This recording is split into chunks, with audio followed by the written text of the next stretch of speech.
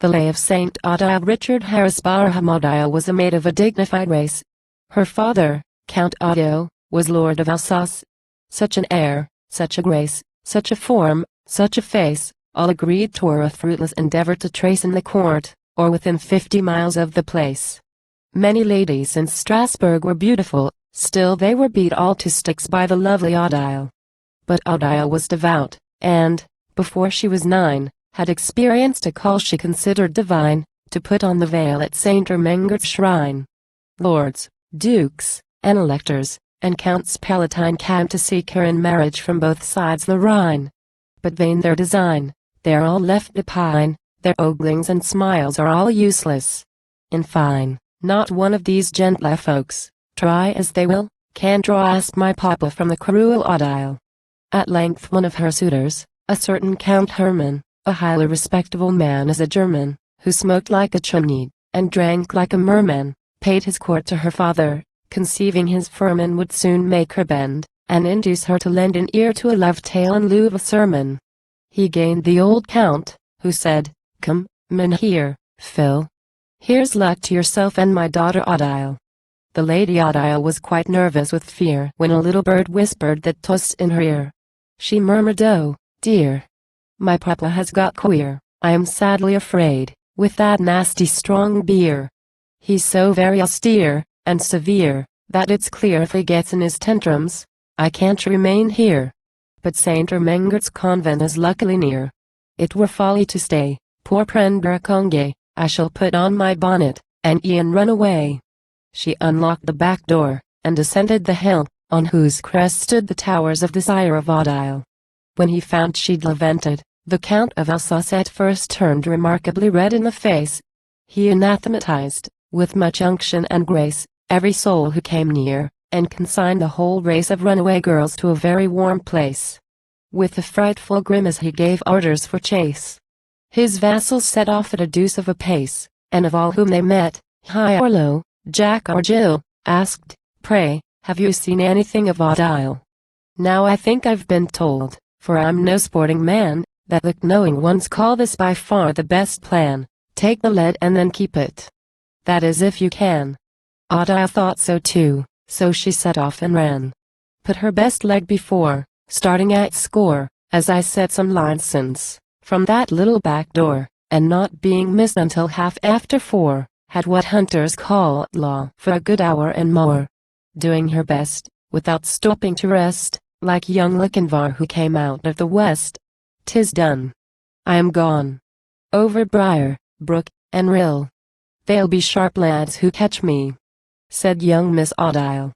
But you've all read in Aesop, or Phaedrus, or Gay, how a tortoise and hare ran together one day, how the hare, macking play, progressed right slick away, as them tarnation chaps the Americans say, while the tortoise, whose figure is rather outre for racing, crawled straight on, without let or stay, having no post-horse duty or turnpikes to pay, till noon's ruddy ray changed to eve's sober gray. Though her form and obesity caused some delay, perseverance and patience brought up her leeway, and she chased her fleet-footed precursor, until she overtook her at last. So it fared with Odille. For although, as I said, she ran gaily at first, and showed no inclination to pause, if she durst, she at length felt oppressed with the heat, and with thirst its usual attendant. Nor was that the worst, her shoes went down at heel. At last one of them burst. Now a gentleman smiles at a trot of 10 miles. But not so the fair. Then consider the styles, and as then ladies seldom wore things with a frill round the ankle, these styles sadly bothered Odille. Still, despite all the obstacles placed in her track, she kept steadily on, though the terrible crack in her shoe made of course her progression more slack, till she reached the Swartz forest, in English the Black. I cannot divine how the boundary line was passed which is somewhere there formed by the Rhine. Perhaps she'd knocked a float o'er on her back. Or perhaps crossed the old bridge of boats at Brisach, which Vauban some years after secured from attack, by a bastion of stone which the Germans call Whack.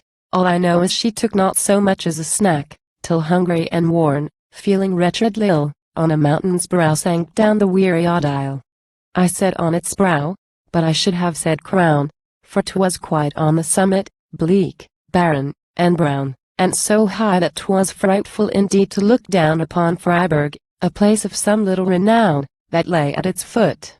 But imagine the frown that contracted her brow, when full many a clown she perceived coming up from that horrid post town. They had followed her trail, and now thought without fail, as little boys say, to lay salt on her tail. While the Count, who knew no other law but his will, swore that Hermann that evening should marry Odille. Alas, for Odille! Poor dear! What could she do? Her father's retainers now had her in view, as she found from their raising a joyous halloo. While the Count, riding on at the head of his crew, in their snuff-colored doublets and breeches of blue, was huzzaing and urging them on to pursue. What, indeed, could she do?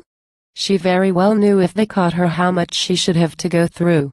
But then she'd so shocking a hole in her shoe. And to go further on was impossible. True, she might jump o'er the precipice. Still there are few in her place who could manage their courage to screw up to bidding the world such a sudden adieu. Alick! How she envied the birds as they flew! No Nassau balloon with its wicker canoe came to bear her from him she loathed worse than a Jew. So she fell on her knees in a terrible stew, crying, Holy Saint Ermengarde! Oh, from these vermin guard her whose last hope rests entirely on you. Don't let Papa catch me, dear saint. Rather kill at once, Sir Lachamp, your devoted Odille. It's delightful to see those who strive to oppress get balked when they think themselves sure of success. The saint came to the rescue. I fairly confess I don't see, as a saint, how she well could do less than to get such a victory out of her mess.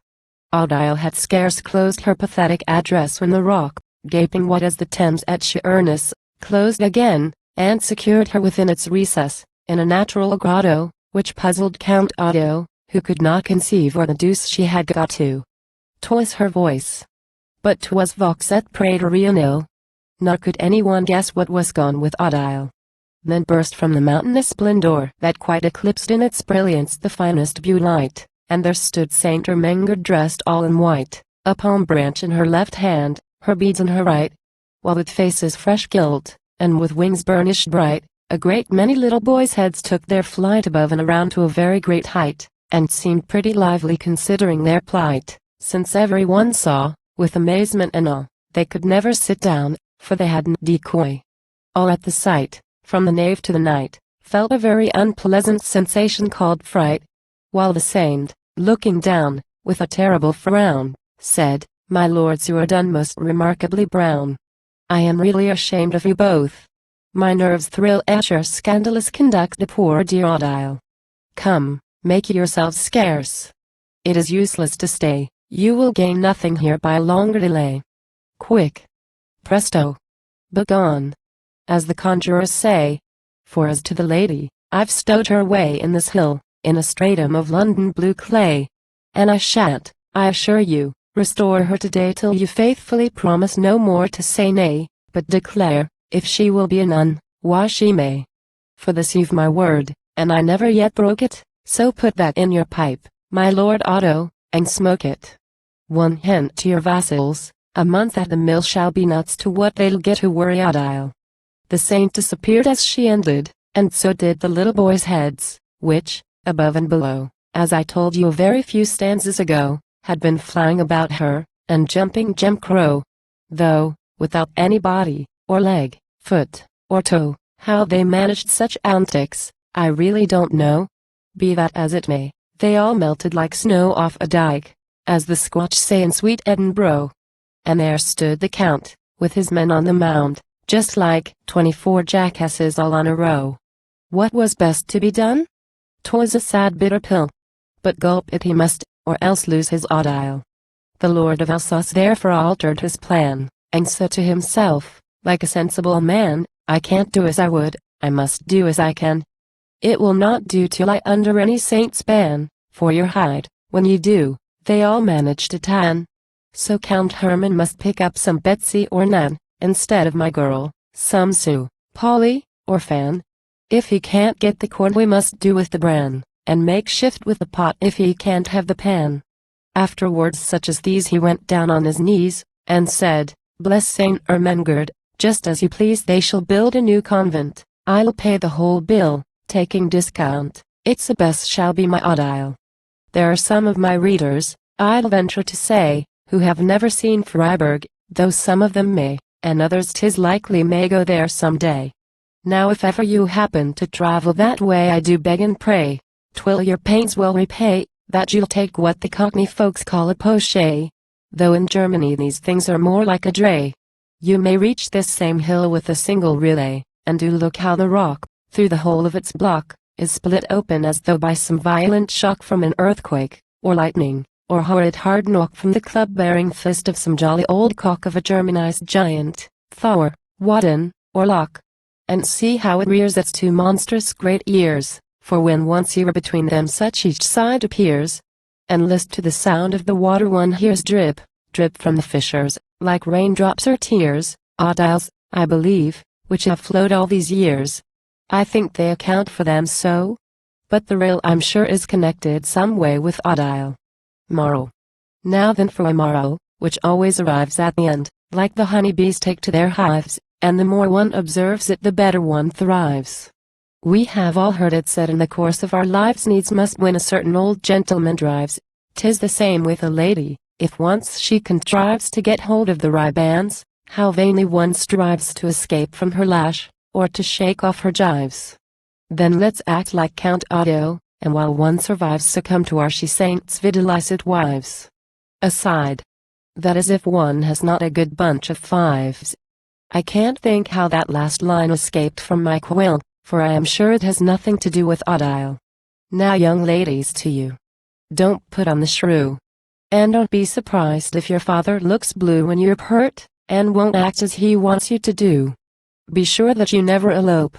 There are few, believe me you'll find what I say to be true, who run restive, but find as they bake they must brew, and come off at the last with a hole in their shoe. Since not even Clapham, that sanctified ville, can produce enough saints to save every Odille.